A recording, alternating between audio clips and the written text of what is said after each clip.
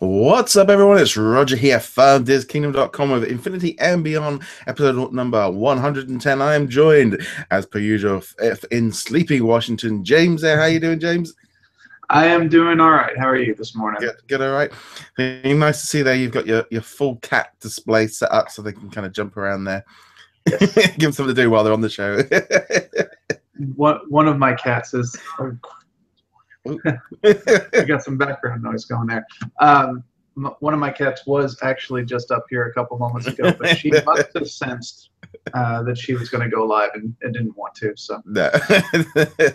So, loads of bits and pieces of news that we're going to quickly run through some of the news bits, including some Disney Crossy Roads and some Star Wars Battlefront news. We're going to run through that stuff, and then after that, we're going to continue on with the second part of the discussion we started last week.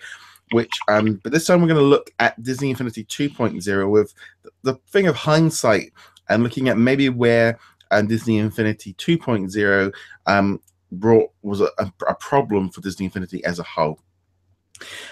So James, what have you been playing this week before we get into all the news? I actually was just playing Marvel Heroes a couple moments ago. Other than that, not an incredible amount. I was actually playing Battleship on the PlayStation 4, the old board game. It was actually more fun than I was expecting. I haven't played that game in a long time, but it's good fun. Yeah, well, I spent a couple of evenings playing, finishing off Marvel Ultimate Alliance. So I finished off the main story of that one, so that was good. I just started playing about an hour of Marvel Ultimate Alliance 2 last night. And I can definitely start feeling that the graphics and the effects there's a lot of differences there. And also Hitman, the new Bangkok episode dropped. So I've been playing that a lot. And also WWE 2K16, because it was one of this month's live with gold games. And I haven't brought a WWE game for about 3 years. I used to buy, I think I brought a WWE game every single year, probably since WWF WrestleMania Challenge on the NES. I brought one every single year, and I got to the point of going, I'd lost interest in wrestling, and I picked it up, and I'm like, well, it's free, I gotta play. So no, I've been all over the place, but mainly Hitman and Marvel Ultimate Alliance has been my two main things this week. I actually dragged my Xbox 360 out of storage and my Marvel Ultimate Alliance disc, so I might play that while I wait for the price to drop on the remaster. Yeah, I must admit, I did enjoy playing through Ultimate Alliance. I think that was the benefit of going in as a complete rookie, but the graphics and stuff, it wasn't amazing. I can really feel the difference with going on to 2 last night, and also the controls and the combat and it just feels a more solid game. But yeah, so that's my plan for this week. My plan for this week is to blast through Ultimate Alliance 2 before trying to get back into Kingdom Hearts. So if you start seeing, I've done a few little tests this week of just trying a little bit of Twitch streaming while recording at the same time, see if I can do something like that to kind of make my life a lot easier, so I can just basically just play and record at the same time. Anything you can do to make it easier, because I know you put out a lot of videos. So yeah, it was just this kind of thing. I was sitting there the other day going, you know what, I'm going to try this. I'm going to put it on low settings. First test worked perfectly. Second test dropped out halfway through, and I go, man, I was like, and every day I'm like, no, still can't get high-speed broadband. So no, there we go. And if you are a regular listener, you might be thinking, Roger, you sat in a different space. I'm trying just to improve my Wi-Fi connection in the room. I'm like literally been following it around before we went live, trying to make sure I got the best ones I could do. So hopefully it's a bit better. So let's jump into today's news. First off, Marvel Heroes Angela is going to be coming to Marvel Heroes. I think she's coming next week. I think she's coming the end of the month. They've also announced there's a special costume for her. I'll let you describe a little bit more on that one. All right, so she's up on the test center right now, which means her release is imminent. I haven't played her. I don't have the test center client downloaded, but we do know that she will use ribbons as an attack. That's one of her special abilities. And then I know ribbons. And then it's doing the Olympics and just doing a little twirl. That rhythmic gymnastics or whatever they call it, they're pretty impressive. Yeah. I guess we just need a trampoline superhero now to kind of go with that. But yeah, so Angela, she'll have the default costume, and then she's also going to have her 1602 costume, which is kind of more armor, more fantasy style. That was based on a recent comic. And yeah, I've already got her pre-ordered because I had the advance pack. Yeah, me too. I'll definitely be trying her out as soon as she's released. Ditto. I'm going to be honest, the character I'm not really too familiar with. I believe she's the sister of Loki and Thor. Is that right? Yeah, they introduced her into the Marvel Universe. She wasn't originally part of Marvel Universe. She was an Image character. Yeah. And they decided to integrate her by making her the long-lost sister of Thor and Loki. It's kind of a bit weird. You know, you'd have thought they could have just kind of made a new character kind of quite easily. They wouldn't need to have purchased a character, but maybe they probably did that a while ago, I suspect. Yeah, they did it, I want to say 4 or 5 years ago now. All right. And I think it wasn't the character so much as the creator attached to it. And the creator was Neil Gaiman, who's known for a whole bunch of books, including Sandman and stuff like that. Yeah. Oh, that's cool. So that should be cool. Some other bits and pieces coming up. Apparently Ursula's in the Disney Blitz game, and there's been a challenge and an event going. I don't know if you've been trying to. I'm gonna be honest. I did delete that app about a week ago, just before the event hit. I actually was playing, not the event, but the app, and I hit a glitch, and all of my save data got erased. And I was like, you know what? I don't care enough to get back into it. So I have not tried Ursula. But I haven't. Oh, yeah, I was going to say Travis has been doing it. I think this is the big difference with me, and I think you're in that same kind of thing. I think we're primarily console PC players, so that when we have got that free time, I jump straight onto my console rather than playing a mobile game. Whereas I think there's a lot of people that only play mobile games, or and that's where they're being pushed. So if I'm got 2 hours free in the evening, I might be doing some stuff on the site. So therefore, I'm doing a few stories so I can, the minute I finish, I can jump on the console kind of thing. Whereas I don't tend to play games at work or anything like that. It will help when I have got my new iPhones coming in October, where I'll have some gig space to kind of put some games on. I mean, that counts for a lot too, certainly.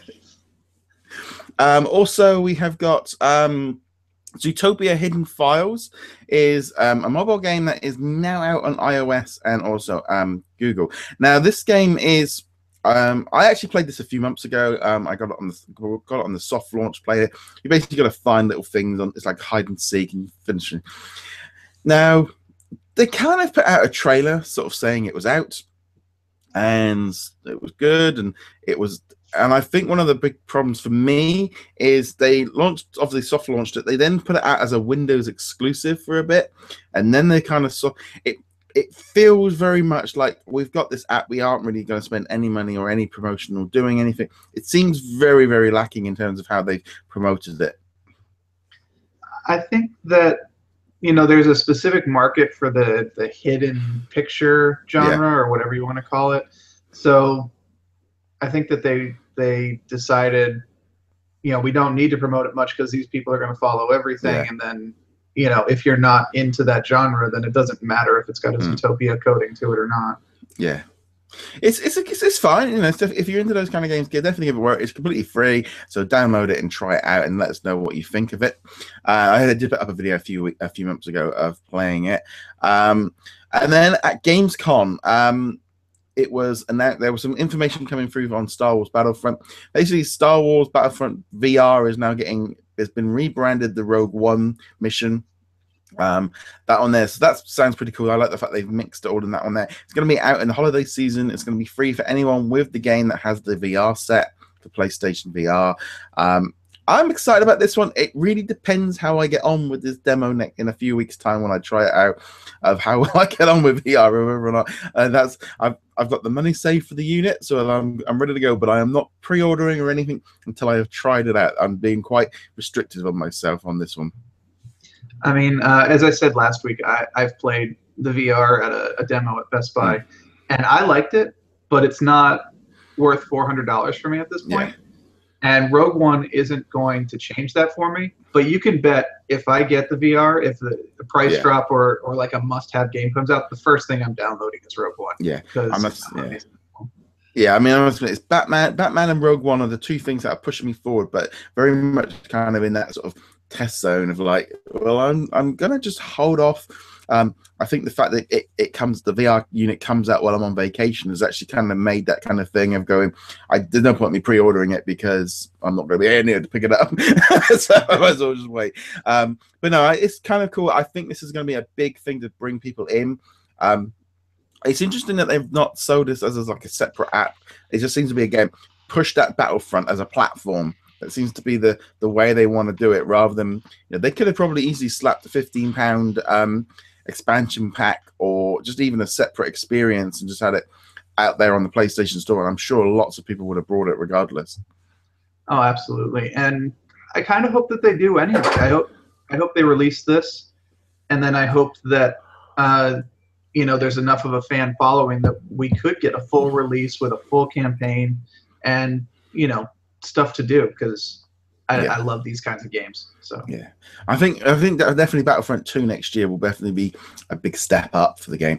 They also announced at Gamescom a little bit more information about the new expansion pack coming next month.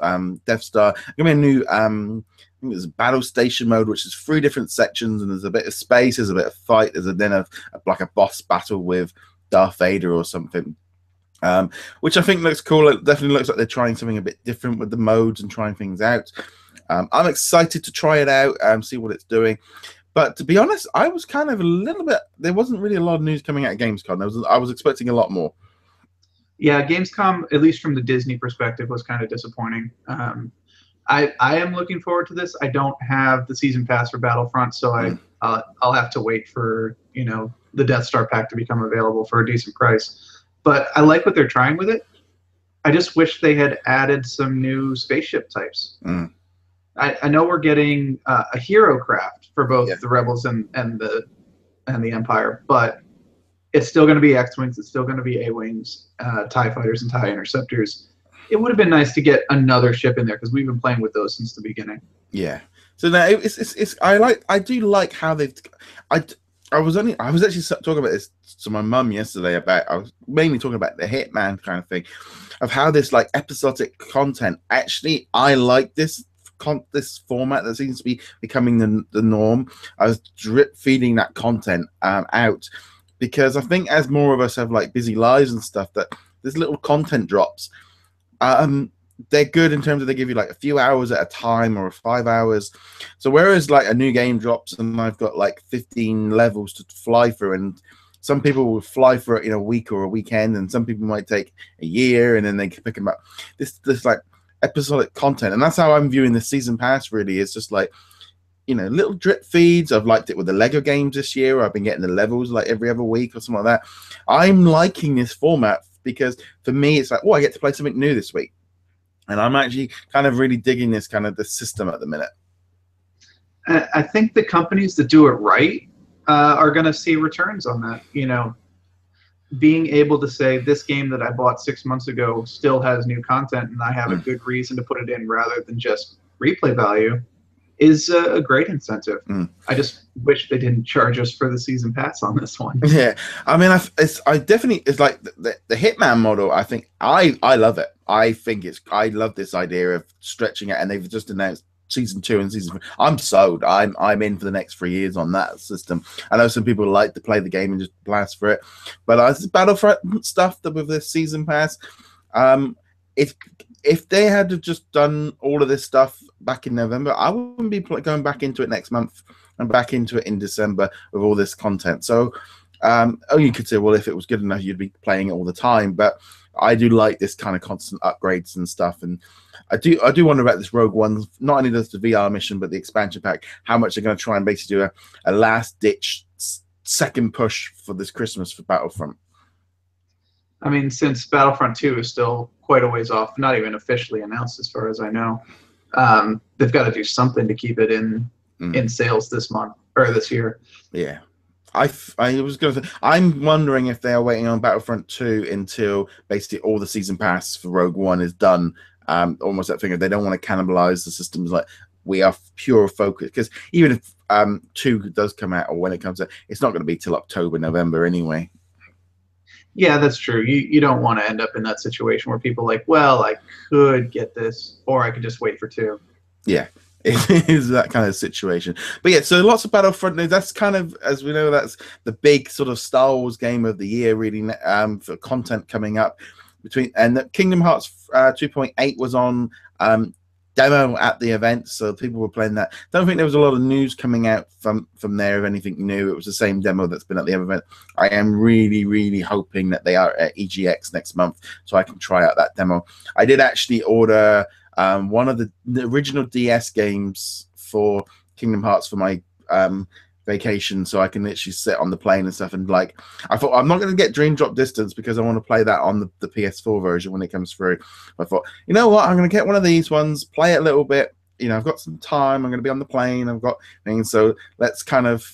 I thought I'll pick one up for about 12 quid off eBay, and I'm just going to try and blast through one of the at least a few hours of the one of the ODS games. But now I'm not buying Dream Dot Distance because I know what's going to happen. I'm going to buy it, and then when I get the PlayStation version, then I've already done this level, and then I'll be frustrated. So from my information, between 1.5, 2.5, and 2.8 are all of the Game Boy, DS, Vita games collected, or are there any that are missing from those? Well, the big thing is the two games for the DS. I think it's Recoded and 358/2 days or something. All the story content from those two games are just given to you in like a video format in like a movie on those two remix versions. You don't actually get there's no version of the gameplay included on the remixes, so it's not like I've got I might have the remix version of that game, but it's only the video. So the actual game content hasn't been. It's only really I think this Dream Dot Distance is the different version for it.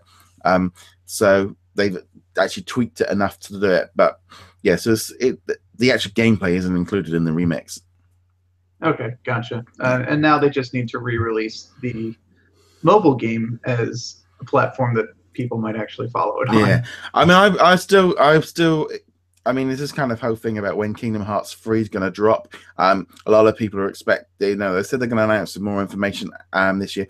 Apparently they wanted to go dark for a bit and kind of just literally want to come out and say like it's coming out. We know we got 2.8 coming this year. They want to get that out for Christmas.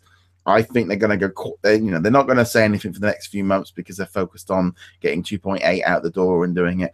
I'd love to see 1.5 and 2.5 come to the newer generation consoles, just because that seems to be this kind of it just feels like they are remastering and reporting everything they possibly can over onto this network at the minute. That's how it feels like they all want to get on the Xbox network because they know that's going to be around for 10 years and this is going to be upgraded. And I think that seems to be going so much reports and remasters coming lately. Now, I have to guess that's because it's probably cheaper to remaster these than develop entirely new games. And then also, like you were alluding to, if they can get these on the Xbox network or on the PlayStation network or the PS4, chances are they're going to be available to people for years and years to come because both Sony and Microsoft seem to be moving to the iteration style of console development rather than, Xbox One, Xbox 2, PlayStation 5, and so on. So yeah. I mean, even Xbox, the boss from Gamescom, pretty much is. During that, they pretty much said that they are dropping the console generation thing for the Xbox now. It's just going to be upgrades. Every 2 years, you want a new Xbox because rather than waiting for the next version, they want to get ahead. They're basically turning into a PC box underneath your TV. So I think that's going to make a big difference. Disney Crossy Roads looks like they're going to be adding lots of content over the coming months. Don't really know too much. Someone managed to do a kind of a sort of basically like a hack into it to get all the data from the database. So you got Cinderella, DuckTales, which I'm going to guess might be the new version for the new TV show. Monsters Inc., which I think is coming this week. Star Wars, The Incredibles, Good Dinosaur, and Aladdin. No, this is literally, we have got some weird looking images of basically just some blocks. It doesn't, you can just make it so they've got enough to at least make out that there is some stuff in there. So there's Poe and Finn, and then you've got the Monsters Inc. characters. So this is cool. This definitely shows that they are, you know, they've got a plan long term. I mean, I'm thinking if they drop one level a month, there's our next 7-8 months right there. Right. And that's not even factoring in whether or not they'll add in, say, Moana and you know, stuff like that. But no, it's cool. I like it. I'm loving the idea of the DuckTales in there, Star Wars. I wasn't. I thought if they wanted to do Star Wars, they might have just done a separate Star Wars Crossy Roads kind of thing. Yeah, that is kind of surprising because they have been very adamant about keeping the various franchises separate. But maybe Crossy Roads for them is just popular enough that they figure we don't need to. Maybe they're making enough money off of this that sure, and maybe get Luke Skywalker. Yeah, and also maybe the whole deal with EA and stuff. This way they can do what they want and not have to worry about it. So that sounds pretty fun. And also, Matthew posted a story last night just before I went to bed. But I knew there was originally a Epic Mickey racing game was set to come out years ago, and that got canned.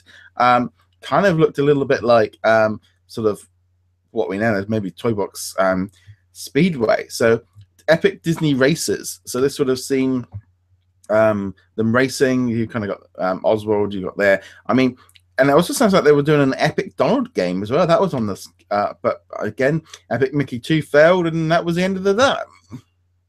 Yeah, it's unfortunate because this is obviously the first we heard about it. That's an interesting lineup they've got. Like Cruella de Vil, looks like they got some DuckTales guys going on here. It's it's one of those things too where, you know, Mario Kart has been the king of the hill for this genre forever. Yeah. And if anyone is going to challenge it, I think Disney would have been the team that had a chance. And that's what we're kind of hoping that Speedway would be. But we'll talk about that next week when we talk about 3.0, I suppose. Yeah. I mean, I'm just looking at that going, Disney makes some phone calls, get these company back in line, bring them, whatever they, it's like, you need some games. So we need some games. So, so get that one on. It definitely does feel like that. I mean, there's a bit. I was reading. There was a really great article over at Polygon this week that definitely worth checking out. Where it goes through like a bit of the history of Disney Interactive, talking about how, you know, they started way back in like the PC DOS days, and how they basically they literally flip-flopped their entire 30-odd years of development between in-house and out-house, in-house, out-house. You know, just jumping between licensing, not licensing, bringing stuff in, doing lots of games, having not. And, you know, when you look at the history of that, you kind of go, well, actually, everything that's happened in the last 6 months makes total sense because they've done it 3 times before. It's just to make sense.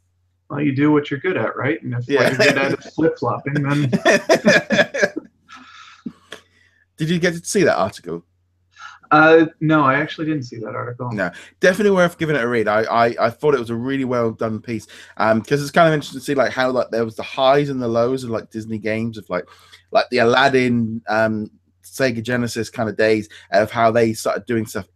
They went out to licensing for consoles, but also were doing a lot of in-house stuff, and then they went back out again. And you know, it's just and how they sort of, because when I've been looking through like the list of video games of what Disney made, there's a lot of PC games, and it was kind of like, and they thought that was where they thought their bread and butter was back in the, you know, the 80s and 90s was educational games, but that kind of all died off, and so they had to go into consoles, but they weren't so. And again, Disney were never really fully willing to kind of get behind it money wise. They'd buy a studio, and instead of like going, right, we need 5 or 6 studios to keep pumping out content, if there was one fail, they just literally just brought up the drawbridge and I think that's just what's happened with Infinity. The same thing. Unfortunately true. Disney kind of just needs to figure out what they want to do and stick to it and stop changing every 6 months. Yeah, I mean, I think we're going to be in the licensing mode for a while, right? So therefore, that was all the news. So that was kind of it was a bit of a, like I said, it was a bit of a weak week. No real releases, nothing new content, not a lot going on there. So let's jump into our kind of feature topic for today, which is, like I said, we started last week, and we're going to go through now Disney Infinity 2.0. We're going to look through with some hindsight of what some of the signals were that something wasn't right, of where those issues caused problems for Disney Infinity in the long run. And, you know, also, you know, last week, it was, you know, in some ways it can come across a little bit negative of what we're saying, but because we're primarily picking on the faults We're trying to be, you know, it's that kind of thing of when you're going through looking at it in kind of retrospect, it's very easy, you know, we are looking at the negative side a little bit more detailed on this side thing. Yeah, absolutely. And I would like to say that anybody who wants to see a much more positive spin on things needs to check out the Disney Infinity TV podcast from last week with their final episode, but it was kind of a retrospective and kind of a heartwarming one. So we're taking like the negative side, but we still love the game. Obviously, that's what brought us here in the first place. Yeah, no, it's because they're basically the DITV podcast. They've you know, they're doing all the red stuff, but they kind of decided as well that, you know, with the game kind of ending, there's not really too much more to talk about. You know, the leaks have kind of been drawing to an end, and this is why we evolved this podcast a few months ago to include all the other games. It's just we decided that, you know, in the middle of the summer, there's not a lot to talk about, so we're going to sort of almost essentially finish off the Infinity content with this one. So let's jump into 2.0. So I think the first thing they did was they did that amazing presentation back in April when they announced it, a special event. They had all the guys from Marvel on. They had Samuel Jackson come on and say something. They on the screen. They had Agent Coulson come out and sort of. And I am going to be honest, they came out with a bang, and probably the best present. Well, we never got one for 3.0, but they really put all the cards on the table with that massive presentation to kick off 2.0. Oh, absolutely! When they brought all this information out, we were like, Disney is going full force on this. There's marketing behind it. They're putting money behind it. This is going to be a major, major thing. And the hype train really started going at that point. Yeah, and I remember that whole summer, Disney were on. They were on like bang, bang, bang. You know, E3. I think it was like E3 and then San Diego Comic-Con. They were blasting out that information because basically each event they showcased a different play set. So it was Avengers, and then they did the Guardians of the Galaxy at San Diego Comic-Con, and I think they did like the Spider-Man one at E3. They kind of forced each one. And I'm going to be honest, I think those few months of the hype for 2.0, I think was done very well. I think they sowed. I mean, maybe again, we're in that kind of category where we're both huge Marvel fans, so we were completely just like. Pretty much. Yeah. I mean, all they had to do is we've got the Avengers, we've got the Guardians of the Galaxy, and I was in. I'm 2.0 100% all the way. Yeah, I'm gonna be honest. They took a big risk on Guardians of the Galaxy because up to that point, that movie was just about releasing that summer. No one knew how this was going to be taken. Luckily, it went off in the favor, and I mean, Guardians was amazing, and everyone loved the characters. So that one really hit home because that playset came out just literally within a month of the movie coming out, and that was a brand new concept. Because a lot of people at first were like, "I don't know who Groot is," and therefore it didn't really matter. So they had I still think they had a great push for 2.0. This is, I'm gonna be honest, right? For me, 2.0 gets a lot of stick, and we're going to go through all that stuff.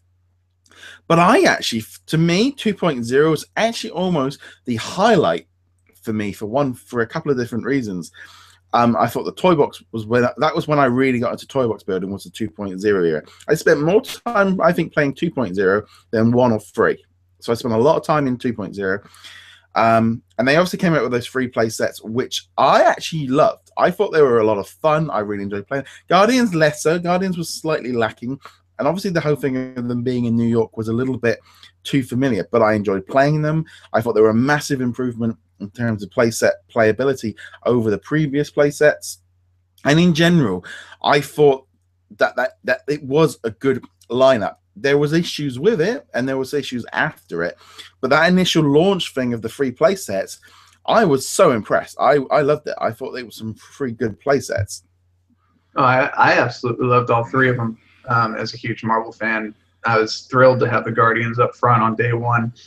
In terms of the launch, it felt like they were doing everything right at that time. And it was only later that we realized they kind of put all the cards into that single play. Yeah. It's like I said, it was. I think this was the big issue to the Marvel side was, if you were a Marvel fan, you were in.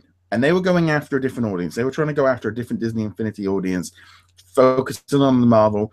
They went in with a lot of big heavy hitters. I mean, you're looking at, you know, what, 15, 16 Marvel characters at launch. They, you know, they didn't hold anything back. They went all in. They came out with this huge collector's piece, which I really regret buying because it's been sat on this cupboard up here in the box since it was out on the coffee table for 2 days before my wife said, put the ugly monkey in the box, and it's never been out ever since. It's just like, yeah, it was one of those weird things of like, oh yeah, this is great. It's like, and then it came and I go, oh my God, it's huge. And then it was like forever on sale, and it was not, and then people were paying a lot of money for it. It was a really weird sort of thing.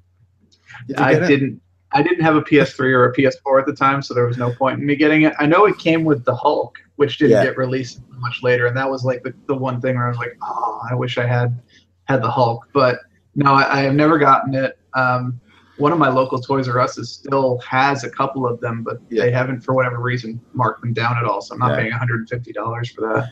I just remember going to my game store because I pre-ordered it in store because I thought, well, I'm on the day one, I want to go get it. So I went and got it, and I walked in and go, okay. And then he handed me this box. I'm like, oh my God. It was just like, it's like literally filled up the entire back row of my car because I'd ordered all the other characters like online to save some money. But yeah, I went, it's like, it was huge. And I, gonna be honest, it was kind of one of those things. If I'm glad with 3.0 they did actually sort of not do that. But it was fun when it came out. But it's just a big dust collector on top of my cupboard. It's funny because I actually remember when 3.0 was first announced and came out, people were like, well, where's the giant set? Like, no, please, no. Yeah, so they definitely learned a lesson from it. It definitely, it was one of those weird things of just like, this is epic, it's collector's edition PlayStation. And you can't help but think, really, Hulk maybe was not your best choice for the figure. Because if you weren't aware, basically Disney went bonkers on how much expectation they had. And they create 2 million Hulk figures, and they had to wipe out like 1 million figures. So putting the Hulk in this collector's edition didn't really help sales at all and put them on a month's exclusive because they made so many of him. I am not kidding. One day I went into my local Asda and the entire wall of Disney was just Hulk figures. That was all they had, was Hulk figures. And I remember just going, what is... And I should have known then, 3 years later, this was the problem. There was millions of them out there. Well, obviously Yondu hadn't come out yet to take up the other half of the wall space yet. So this, I think, you know, what we're getting at now is the beginning of the problem starting to pop up, which is Disney didn't really know what to expect in terms of sales, and so they were just throwing everything at the wall, and that's what ended up happening with just Hulk being overflowing and Yondu much later overflowing and stuff like that. And I think the other thing though is, you know, when it first came out, you know, if Hulk had been a normal character on that first day, he probably would have sold better than he did in the end, because a lot of the momentum was gone once people had already played through all the play sets. Yeah. I still feel because of 1.0 they were having those stocks shortages. They didn't want it with Marvel, so they then went in all in, and they betted way too much on making and the big inventory write-off seems to be the Marvel characters, which then fed on right through 3.0.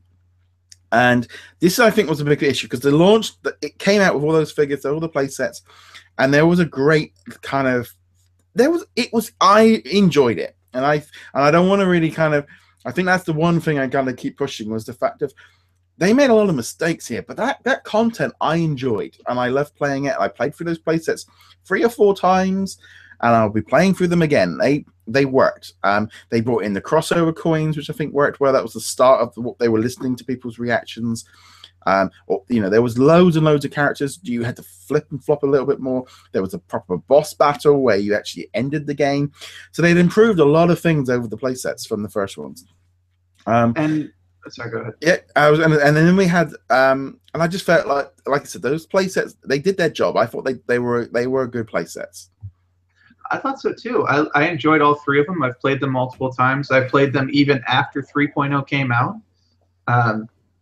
And there were significant improvements over the other ones. I think they took kind of the Lone Ranger model and expanded on that.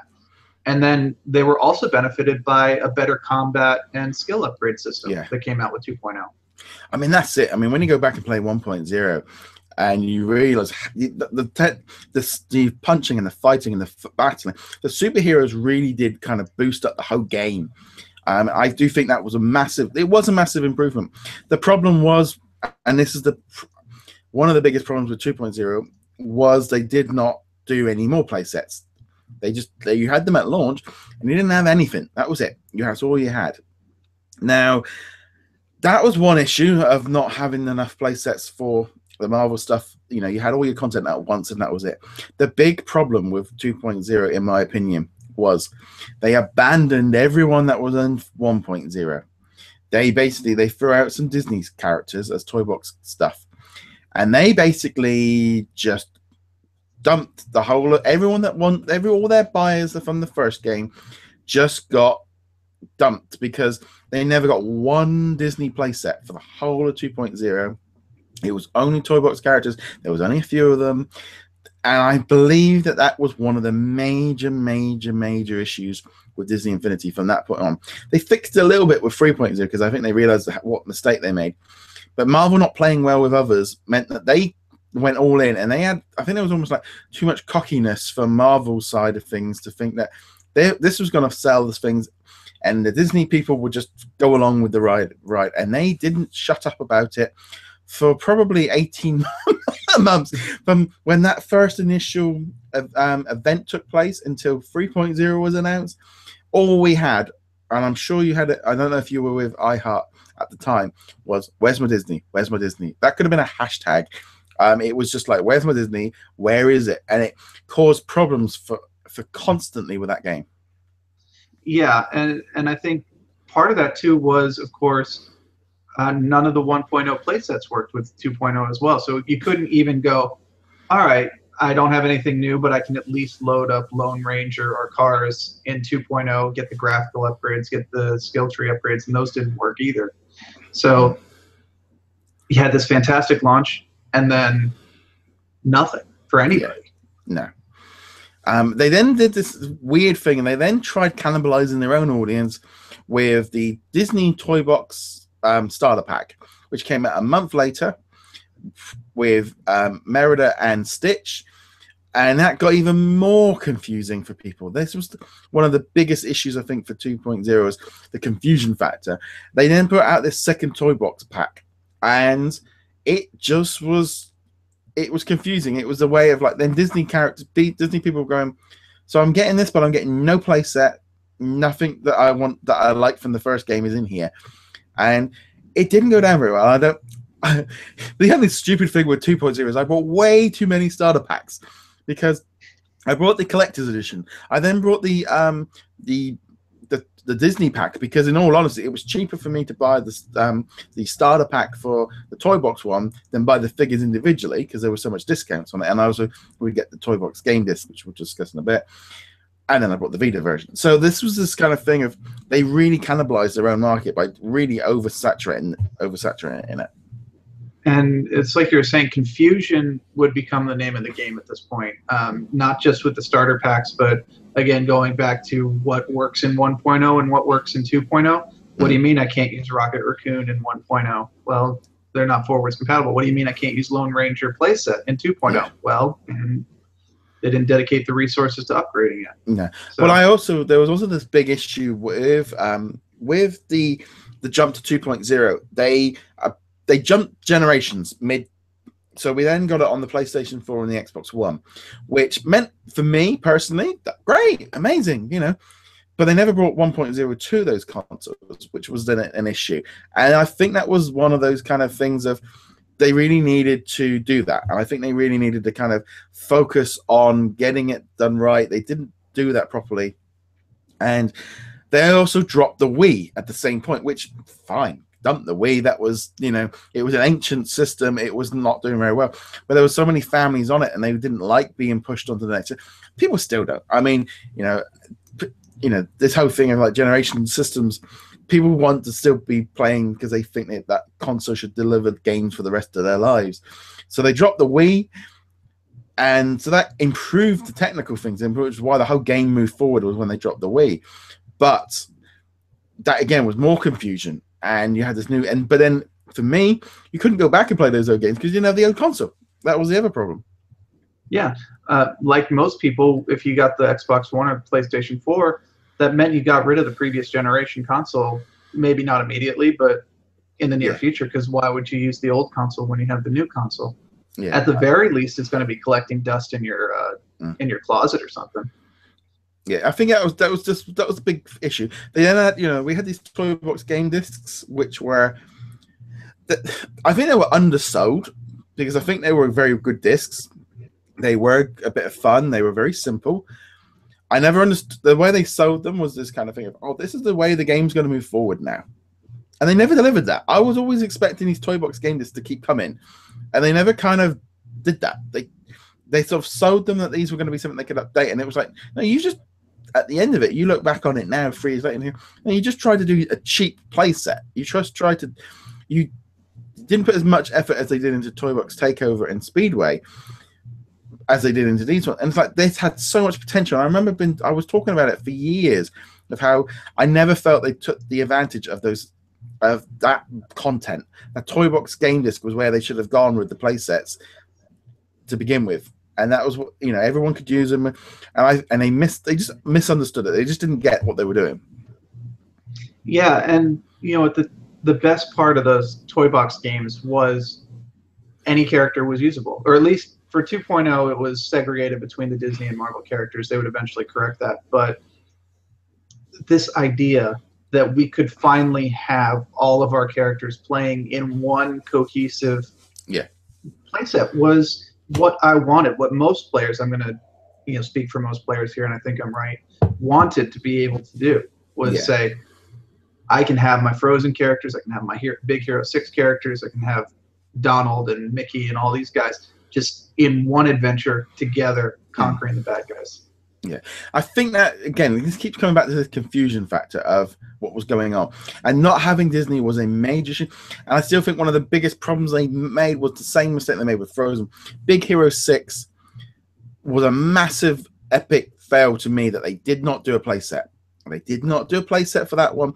They should have done. It was a Marvel comic book. It made the most sense. You had all the fighting in there, you had all the mechanism, but Disney didn't want to bet on it. They didn't want to gamble on Big Hero 6 in case it was a flop. And if they'd done a Big Hero 6 playset to go with that one there, it might have helped. It might have helped. They were a Marvel comic anyway. It would have fitted the theme, but Marvel didn't want to, they couldn't even put out a picture with the two characters from Disney and Marvel working together, which is why I think you're never even going to see Marvel inside Lego Dimensions, because they can't even get the picture of Donald and the Hulk together. They got no chance of getting Batman and Marvel together. Yeah, Marvel does not play well with anything that's not Marvel, and I think that's been pretty well established by now. But Big Hero 6 obviously would have been a great play set. Anything, just something after that initial rush. I don't care if it's a Marvel play set. I don't care if it's a Disney play set. Obviously, they should have both. But they needed something, because in addition to not having something for Disney fans, for the strictly Disney fans, they just didn't have anything after launch. Sure, we got characters, but other than the toy box, why am I coming back to play? Yeah.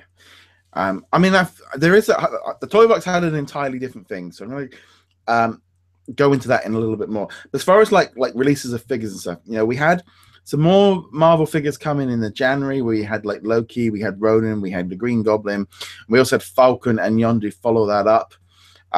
So we had all of this, and they were kind of follow-up figures. I think certain ones were more popular than others. Yondu was one of those things that no one wanted, but Marvel forced that issue.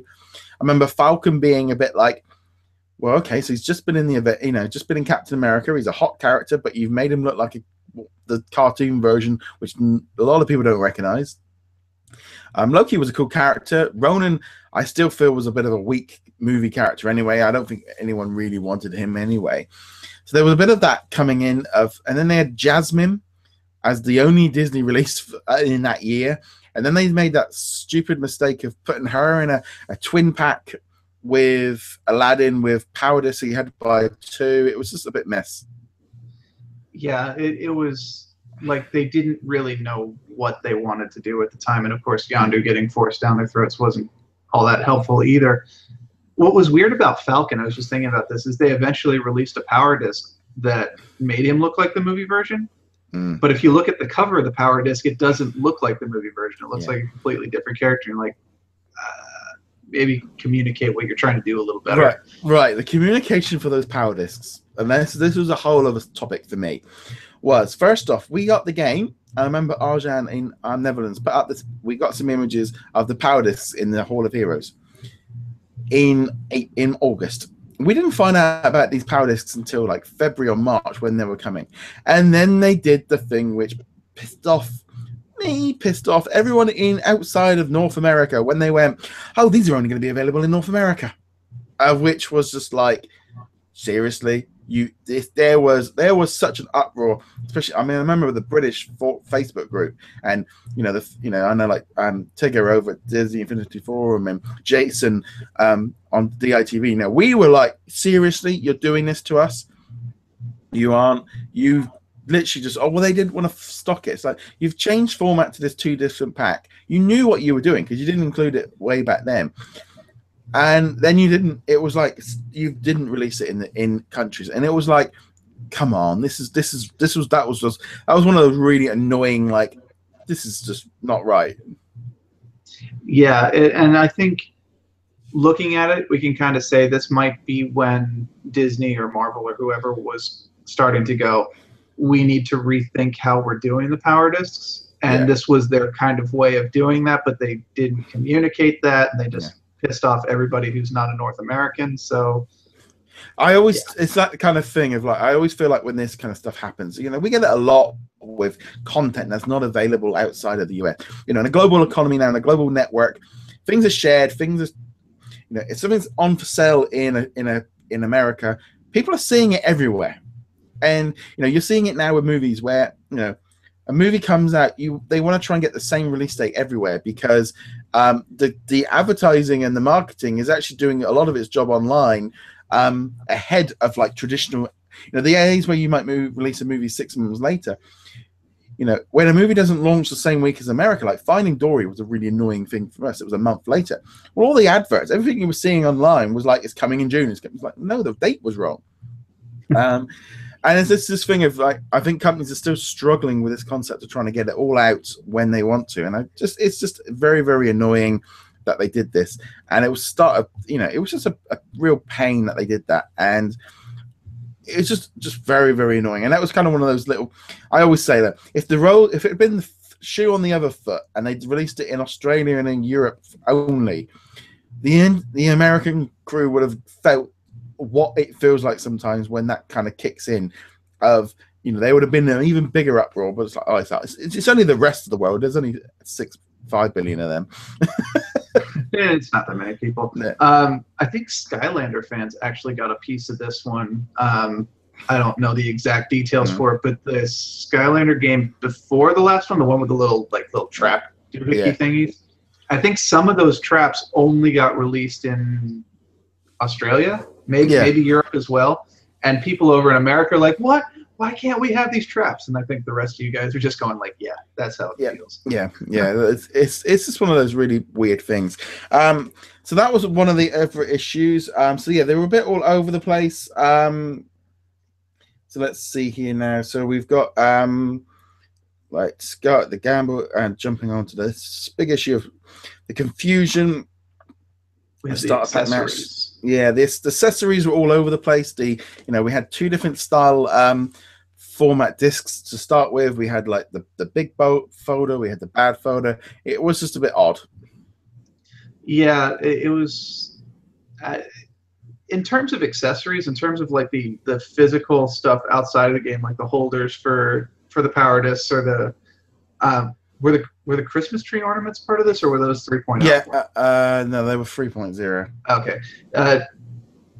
I don't think Disney ever quite got a handle on what they wanted to do with the non-game accessories, and they just kind of threw stuff out there, and it was kind of weird to see these things. I own almost none of these accessories. I think I had one Power Disc book, and that was because it was like $5 at GameStop, and it came with 5 Power Discs as well. So like, why not? Yeah, and they had those different albums coming out with different. Some of the rares were on it. It was such a weird thing. We didn't get them over here again. The whole and then we never got that final binder from 1.0. It was just this never-ending mess of the assess. I mean, they had their license pulled for 3.0, but again, it was not done in house, and there was problems with it from that point. It was just there was lots of things going on all over the place with this one, and then we have Trongate, which was they decided in their wisdom that a PC upgrade allowed us to see that there were Tron figures coming, and we're going, whoa, we're getting some Tron figures, we're getting some Disney, and there's some Power Discs in there as well. And then it turned out to be Toy Box app only for the iOS, which I remember buying because I wanted to try it out for the site. But generally, there was uproar. The shit really did hit the fan at that point. They really did kind of go but downhill. Yeah, I remember following this a little bit, but I've never been a huge Tron fan. I'd probably have to turn in some geek cred for that one, but yeah, me too. It's fine. Yeah. So I was like, oh, well, okay, I guess we don't get to play with Tron. But I totally get it. If they had announced that, I don't know, some Marvel character or whatever, like, as we've gotten from the 3.0 leaks, if they had announced that Spider-Gwen was going to show up and she was only going to be in the PC version or the iOS version, yeah, I would have been like, come on, guys. Give me these guys. I want them. Yeah. I will give you money for the figures, but I'm not going to give you money for the digital version. No. I mean, it really did kind of... The biggest problem with this was Disney, in their wisdom, was thinking... I think they were still in this idea that they wanted to push the mobile because that was where they were making loads of money on everything else. And I think they were just trying to do it as cheap as possible. I think they were just trying to get those characters out, And I just, again, it was this kind of thing, I think, from a lot of people felt like, the console owners had put a lot of money into their game. They had spent hundreds and hundreds of dollars on figures and play sets, and then they turned around and a digital character wasn't available. And the game was always a console game. The game was a console version, and these mobile versions and the PC version, people, it just annoyed people. It didn't. They completely backfired. It went. I mean, I remember Disney actually, I think, they went dark for one of the first one of the few times that happened when something goes wrong. They went dark because they knew that there was a backlash, and they just to sit it out. I mean, there was nothing else they could do. If they just come out and say, JV or somebody pop on and say, hey, we heard you guys want the Tron figures. We don't have the Tron figures, but we'll work something out. I mean, that's all they really could say, because obviously you can't just suddenly make 1 million Tron figures appear out of midair. No, it was just one of those big misfires that really kind of, it hurt, I think, the console players, because I didn't like the fact of how that was treated. I think it was why they put the Tron figures out very quickly on the Game Informer stuff. We'll go through on next week's show. But yeah, it was another one of those big epic failures that really kind of pushed forward the problem. And I still think one of the big problems with 2.0 was they put it out on too many platforms, which brings me on to the Vita version. They brought out this Vita version 8 months later. And I'm going to be honest, those play sets work great on the Vita. They were great. They were fun. It worked great. The Black Suit Spider-Man figure, I loved it. I thought it was a great figure. But communication was so bad on how they kind of sold that to people of when it was coming. I mean, it didn't officially come out till this year. It was a lot of bad miscommunication. They had the starter pack. It was on a dead console before. The Vita was a bad console before it even, it was on its last legs before this even happened. I mean, I picked up the Vita because of I picked one up on eBay just secondhand, just really to play this version, to do it properly, review. But again, it was another starter pack, which is exactly what the game didn't need. It was more confusion. And also, in all honesty, I took this away with me once on a weekend. It was stupid. When I went to my mother-in-law's, I'm trying to pack the Power Discs figures, and it just didn't work as a mobile game. It was the most mobile game you could ever have. Yeah, I mean, I actually own the PS Vita version of the game because I got it from GameStop for like $10 back before Black Suit Spider-Man was available readily in any store. Yeah. I don't even own a PS Vita. I've never owned a PS Vita. I have the game disc still in the plastic wrap. I'm never going to be able to get rid of it. No one's going to buy it, even on eBay. I'd have to sell it for like 50 cents. But I have Black Suit Spider-Man. I have an extra Spider-Man playset as a result of that. And I've got the little mini portal. Yeah. But it's like, I heard that there was actually a lot of lag and loading issues with the PS Vita version. I think the trouble is it didn't have any online play. It had removed all of it. I just remember playing I only really played the playset. I never really jumped into the toy box side of things, and it seemed to work well. I kind of did some challenges and stuff. I didn't play it a lot. It was mainly the Black Suit Spider-Man I was after, but there again, it was a wrong product, way too late. It should have been out, when it launched, or at least within like the first couple of months. It was just another thing of just, again, of a failure from Disney to read the signs wrong, because they were, it would have been in development before it. The Vita was not a popular system. Had they done a 3DS version, they would have sold bucketfuls. They just picked the wrong horse in that one. They done a 3DS version of 1, and then do a 3DS version of 2. Again, because it wasn't powerful enough to do it. Because the Vita was powerful enough to be a PS3 game, but it just was not. They didn't have the right platform to be on. No, and I think if they were going to do it properly, either for the Vita or for the 3DS, they would have had to follow the Skylanders model, which would have let you load the characters in and then not have to bring them with you like you were describing before. And I don't think Disney was prepared to do that. They wanted to force you to have the figures at all times. And you know what the ironic thing is? They made the exact same mistake in 3.0 with the Apple TV. They did the exact same thing. It was just like they did it twice. They launched these starter packs for inferior products before they've even started, and maybe Sony and Apple paying them some money, I suspect they lost a lot of money on this, which again hit the game in the long run of what the problem was.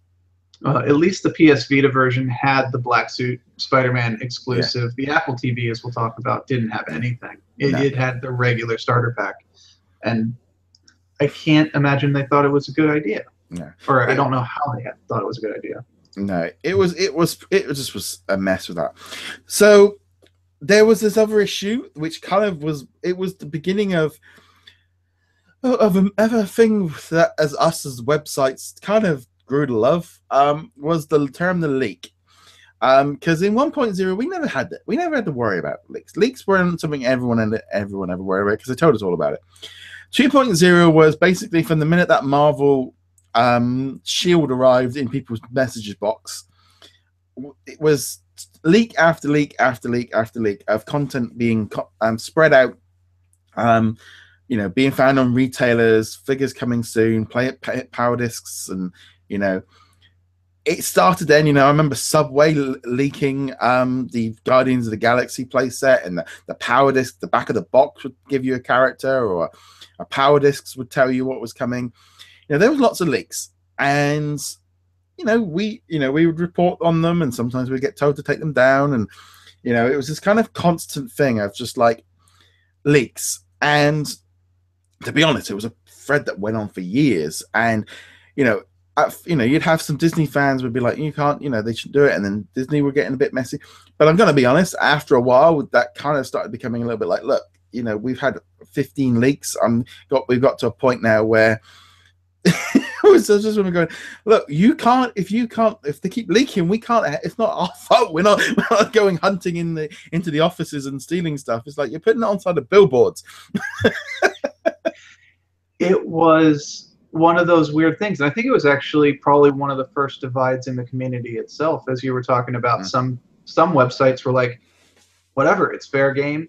It's not our fault that the information is out there. We've got to report on it. And other websites were like, all right, we need to be polite and kind of, let Disney do their thing. But there were very big camps on both sides. And at iHeart Infinity, we kind of towed the line on that one. We would take the stuff down off of Twitter, but it would still be up on the Facebook page.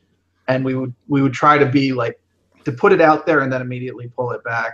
But it was always this kind of tension in the community whenever there was another leak coming out. Yeah. And it was the kind of thing like especially the thing as website ones, we always got the blame. It was always our fault. And it was like, well, and there was this kind of, and then, we did the nice thing sometimes of going, okay, right, we'll do it there. And it's like, it didn't work. It just did not work, because all what would happen is the video, any images would be shared by social media. And this was the issue right through 2.0, stuff coming out and like going, oh, we can't talk about it. We can't. It's like the social internet just kind of exploded, and people were using social media in a different way. And this company was not able to jump around quick enough. And once it's been out there on Twitter and Instagram and Facebook and Reddit, etc., I don't think Reddit was quite so hot for 2.0. You couldn't unsee it. And there was this kind of, you got to that point, we did with 3.0, where it was just like, this stuff keeps happening. People can't unsee it. People can't do it.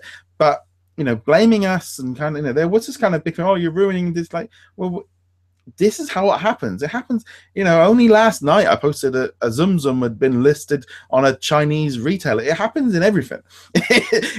I only had a message from Lego last week to take something there. It's just part of how it happens.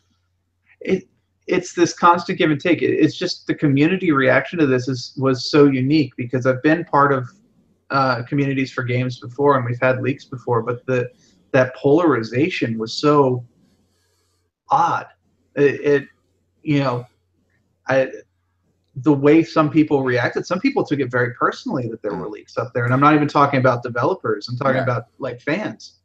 And this kind of leads on to another issue of the reason it was a diversive issue was because Disney had created these people.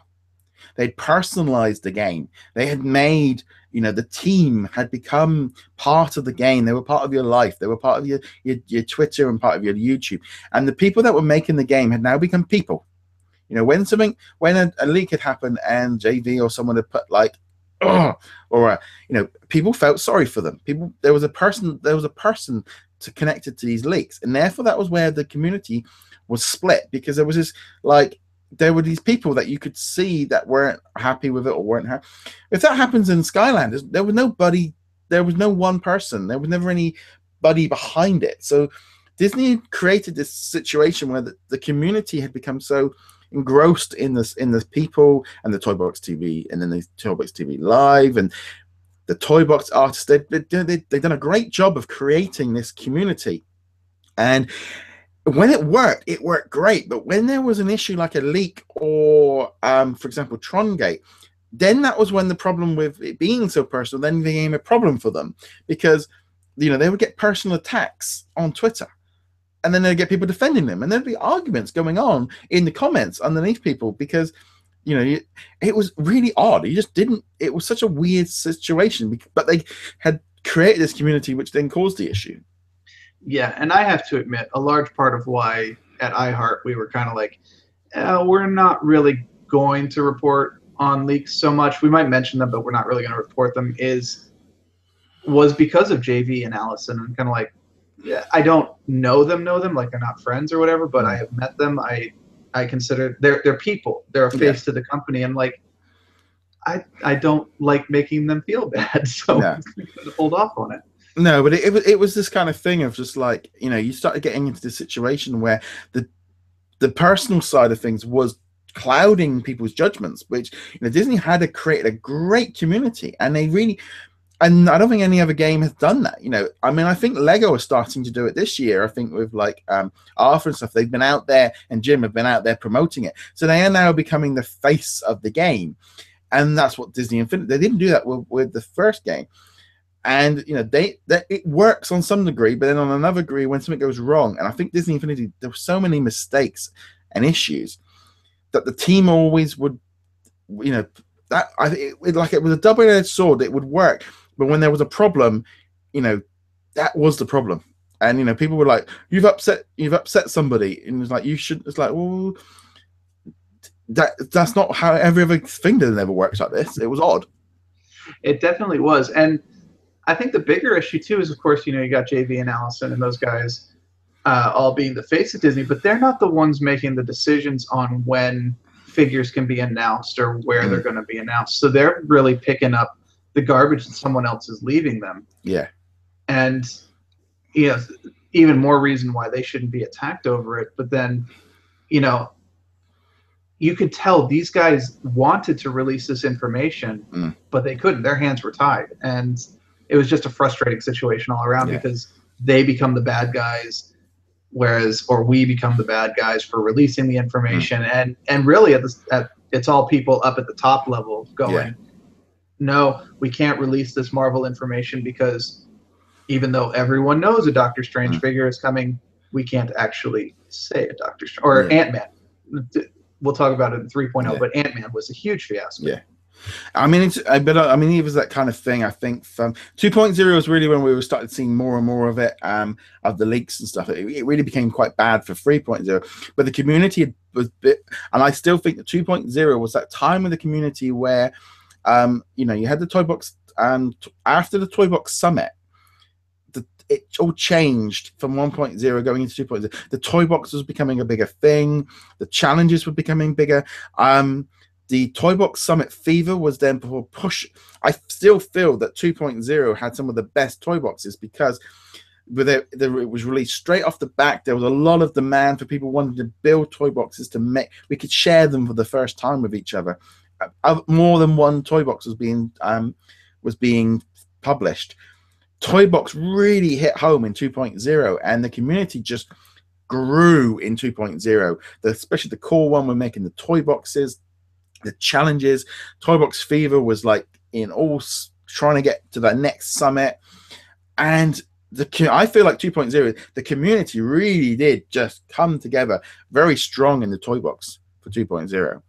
Yeah, absolutely. The Toy Box Summit, the one at D23 and the one before that were great community moments, and it was moments when Disney showed that they cared, and you know, we're not going to get that again. So no, it was just one of those things. I still think, and this is the thing with 2.0, I enjoyed the play sets. The Toy Box things were fine, and I loved the Toy Box. The Toy Box was working. It was better. We had constant content. You know, I got featured I think it was like 4 times in the top 5 during 2.0. I loved 2.0. I still look back on it as actually one of the better experiences. That was the game that really kind of got me into, because there was no other play sets, and that was the only game I played for like that year really was 2.0. I put so many hours into it, and I really enjoyed it. And I can't really sort of say that enough really as why all the business decisions and the issues that went wrong, when the technical issues of like starter packs and Trongate and the non-Disney side. I loved the game, and I think that I always have this weird figure. 2.0 became the blame game because, especially once it got cancelled, too many hoax, too many undus, that got the blame for everything. But I still feel like it was a good game, even though in hindsight they should have maybe held all that stuff back and done 2 and 3 together and made one massive epic game. And I think that's ultimately what it is. 2.0 probably came out just a little bit too early. I think if they had a chance to build into it a bit more, build it up a bit more, work on the combat system, maybe get some more play sets going, I think 2.0 could have really been a major turning point for the series. As it turned out, I feel like they kind of pushed 2.0 out because they needed the Marvel experience in there as soon as possible, which is understandable. But if they had given it long enough, and if we had gotten the mechanics of 3.0 with the game of 2.0, I think we would still have an active game right now. Yeah. it always felt like 2.0 was the stopgap because they couldn't quite make free fast enough. You know, they had this thing of this major platform, and I think that was always the issue, was that they'd always put out Infinity as the platform, but 2.0 was always like, well, this is essentially a new game. You lost people because they were like lost because of the non-Disney. They were lost due to the confusion, and it's a shame because I do feel the game. It was not. As a Marvel fan, I enjoyed it. As a toy box artist, I enjoyed it. But there were so many mistakes made, and I think they fundamentally helped set up Disney Infinity for a fail. Was because what happened with 1.0, the overstock of the figures was a primary reason of what went wrong. But we really started to see all the cracks with the leaks, and the community were really starting to kind of develop at this point. And it went into 3.0 in such a weird way of I think they did learn some things, because I feel I think because of how the reaction was to 2.0 was why you got Inside Out at launch, why they got out more information at launch. There was a lot of lessons learned during 2.0, an expensive one. There were a lot of lessons, but then there were also some that weren't going to come until 3.0 popped in either. So, a lot of it is probably coming from the top down. The guys like JV and Allison, and then they probably learned the lessons, but they couldn't get the guys up top to kind of follow through with what needed to be done. This is all speculation, of course. We don't have insider knowledge on the inner workings or whatever, but I'm pretty confident that that's kind of how it was going. Yeah, it's like looking at my list of things I've been making during the week. I think that was most. I think that was most of my notes really for what some of the things from what really kind of for 2.0, and I've also got my list for 3.0 for next week's show is already way underway. But yeah, I think 2.0 does kind of, like I said, it was an enjoyable game. I loved it, and it always felt like there were so many issues with it, with everything going on outside of the game, but the game itself was quite solid, and I feel that was always the way with it. The toy box improved so much from 1 to 2. Oh yeah, absolutely. The toy box, plus your ability to go out and find toy boxes that were worth playing. In 1.0, it was very much a crapshoot of whether or not you downloaded the game and be like, oh, well, this was something that clearly someone who's still learning how to use the toy box put together and they don't know what they're doing, versus finding something that was put out by, say, Model Train Man or one of the artists. You'd be like, oh, well, okay, this is good stuff. I also feel like because there was so little content, the community was creating it. But I also don't know if Disney were maybe over-exaggerating how much content, how much they could make off the game just by the user-generated content. Like they just realized during 1.1 there was a lot of content that they could, and they tried selling the toy box as the main thing, which I think for 3.0 they went back to the thing and no, we need play sets because that's what they want. But I can't. It's that same thing as well. I think 2.0 is when they really started ramping up for 3.0, and it was just probably one of those things. I think their annualized system, they did not have the team in place to do it properly at the start, and they didn't have enough people on board to do it properly. And I think if they had released some stuff for 2.0 a little bit closer to the 3.0 launch, maybe not like a month or two before, but if there had been some actual play set or additional toy box discs, not just downloadable toy box, but like the toy box takeover style thing in like April or June or something like that, that would have pushed momentum, and I think 3.0 would have gotten a bump as a result of that. Yeah, but also, I mean, I just sit here now and I'm looking as we're going into year 2 of Lego Dimensions, and I can't help but feel like, that they've learned a lesson from 2.0, where if you rush out a secondary title, you can basically cause the game to have issues, and also primarily. They rushed it. The Skylanders system of having an annual starter pack worked because they have 2 different teams working on 2 different projects. But also, even that era is coming to, that's becoming, there just doesn't seem to be the same excitement for year 6 because they've done it too many times. Lego Dimensions have done the exact opposite. They have gone different, but 2.0 didn't have that technology because 1.0 they had the Wii version to contend with, which didn't even have internet connectivity. Yeah, and I think, Lego Dimensions, they got to build on what Amiibo and Disney Infinity and Skylanders pioneered. And I think Skylanders also, they are too heavily reliant on gimmicks right now. Yeah. They had the race cars last time, and they got the traps the time before that. It looks like, the core figures for Imaginators, the new game coming out later this year, look awesome. But then this gameplay mechanic with create your own characters, but that character is locked to one specific item, so you have to buy hundreds of this item in real world dollars. It's obvious they're trying to milk the franchise, and I will probably buy into it because I'm a sucker. But Lego Dimensions. Sorry, go ahead. I was going to say, I bought Skylander Superchargers for £3 about 3 weeks ago. I still haven't even put it in the disc yet. That's how bad it was. Yeah, I mean. But Lego Dimensions is going in a different direction. I don't feel the need to buy every single pack that comes out. I can pick the ones that I want, and there's no outside pressure forcing me to go, well, all right, you only wanted the Harry Potter packs, but you have to get a team in order to access this, this, and this, which is true, but there's no pressure to go and do that. Yeah, I never really felt with Lego as much as you need this power to do it. It never was like Skylanders, like you need this character and this character.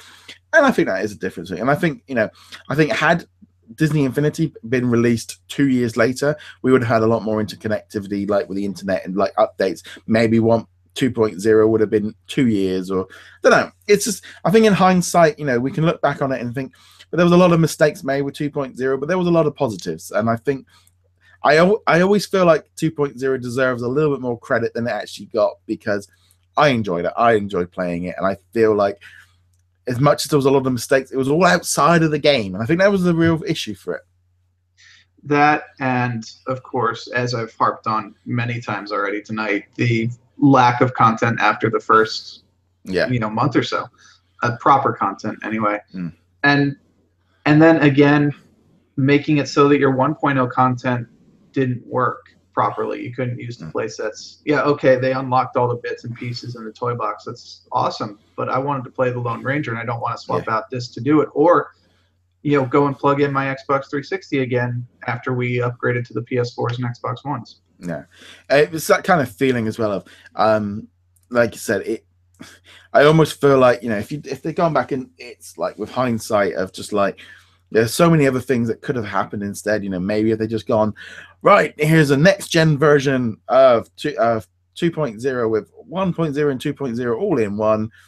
And it just, I don't know. There's so many things now we look back on and go, they really could have done so much with it.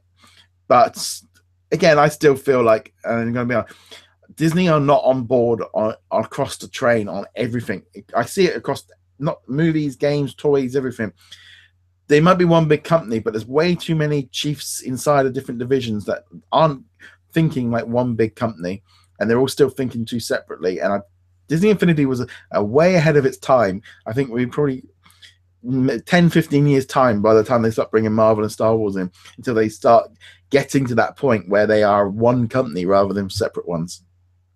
Yeah, and then as we've mentioned in previous episodes, well, there's still that whole, do they even have faith in their own movie situation? Like, we still haven't gotten many tie-ins to the Jungle Book, even though that's about to come into Blu-ray. Good Dinosaurs, Zootopia, all these movies, unless it's got Pixar attached to it. Yeah. It's not getting much of a push outside of the movies. It's kind of strange as well. I always feel like it's like, you're spending all this money, you're making all this merchandise, but the video game section is still considered, ooh, that's a risk. Ooh, we don't know about that. Or we'll just put out a free game because that's a bit cheaper. If you put the, it's like with any of the Star Wars or Marvel, if you take a character and make it proper and do it away from a movie franchise, that is where it will work better rather than just doing a movie tie-in. It just feels a shame sometimes, like they're not thinking ahead enough. And video games have always just become, and you read the history, and it's the same always been along. They don't get the business very well. They've got all the characters, they got the way to be the biggest games, but licensing is they're going to be our best hope to get some good games. As long as they license it out to the right companies, I'm all for it. I mean, at the end of the day, whether it's in-house or not, as long as we get good games, that's the important part. I'm just sad that they felt that they couldn't do it at the same time as continuing to push forward Disney Infinity. Yeah, and I can't help but feel like again, this whole thing of I feel like in Disney Infinity 2.0 was almost like Marvel put all their eggs into that basket as well, and that caused problems because a lot of the older fans didn't want to buy the figures, and therefore they haven't had a console game for years, really. You know, Marvel Puzzle Quest or something, and we've had Lego Marvel, but the adult, you know, playing like Ultimate Alliance or Marvel Heroes, that audience has been completely neglected for years, and 2.0 never scratched that itch for them. Yeah, and also the games that did come out weren't that great, at least in the same time frame, because we had a couple of amazing Spider-Man games, and those were terrible, which was too bad because there were some good ones before those. But then in the last more recent ones were terrible. We did get Marvel Heroes. We had the Ultimate Marvel Ultimate Alliance and stuff like that. But those were 10 years ago, 11 years ago for those games as well. So yeah, I've got Amazing Spider-Man 2 preloaded on my PlayStation 4 to go once I finish with Ultimate Alliance because it's got a PlayStation sale for like £10. I'm like, all right, cool, I'll go for it. But like you say, you know, it's hopefully, I'm really hoping for when Spider-Man and whatever's coming out in the future, we get a little bit more information on the Marvel stuff. I think that pretty much wraps up our 2.0 kind of lineup, really. Like I said, I'd love to know your guys' thoughts on all of this. Comment below with what you guys think of 2.0 in hindsight. You know, join in the conversation over on our Infinity and Beyond DisKingdom gaming group. And yep, just a big thank you to all of our patrons as well. And you can also find us on Twitter. We are running a Disney Store $25 gift certificate competition. So you can find all that running for the next few weeks or next week. So James, where can they find you two? You can find me on IHI_James. I think I've got a little banner under me right here. And vagabondpeak.com. And then also I'm occasionally writing for CoinOp TV. And I mentioned earlier I played some Battleship, and you'll get to read some thoughts about that on their site. Excellent. Right, on that note, guys, thank you very much for watching. Be sure to hit that subscribe button if you're on YouTube or on the audio versions. And we shall see you guys on next week's episode, where we're then going to go into 3.0's post-mortem. Anyway, guys, see you later. Bye. Have a good week. See you later.